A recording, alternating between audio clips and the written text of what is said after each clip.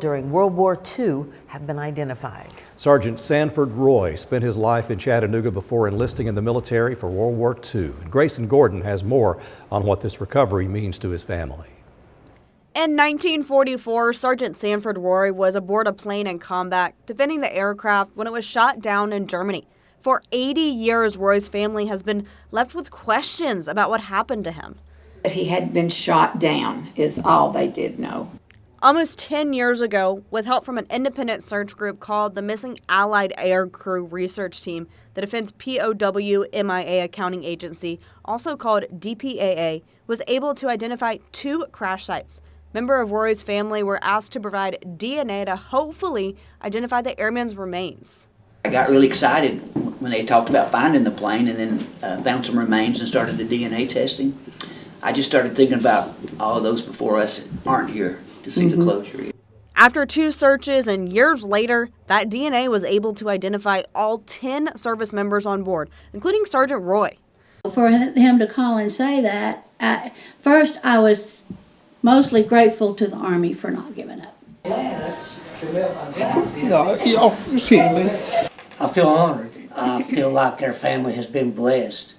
Medal after medal, pictures, and items of the airmen scatter the room as family reunited Thursday. To see all the little bits together in one place and like family that we didn't know that we had, it's really neat. They've lived right down the street our whole life that we didn't really know, and now we've all reconnected. These 9 sharing memories and stories of who Roy was. My daddy always talked about him all the time.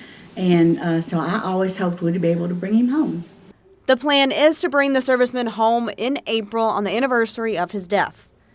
I think it's great. I think it's wonderful that progress has brought us to this man was killed, 70 years ago? 80. 80? 80. And so now we get to celebrate that he comes home. So not every family can say that. And this is a rare occurrence. More than 72,000 World War II soldiers are still unaccounted for. Their families left with unanswered questions. No greater love does a man have than lays his life down for somebody else. I was so touched speaking with the family today, and they want to be able to share that with the community as well. They plan to have the ceremony here, the Chattanooga National Cemetery, open to the public on April of next year. That's the 81st anniversary of his death. Running here in Hamilton County, Grayson Gordon, Local 3 News.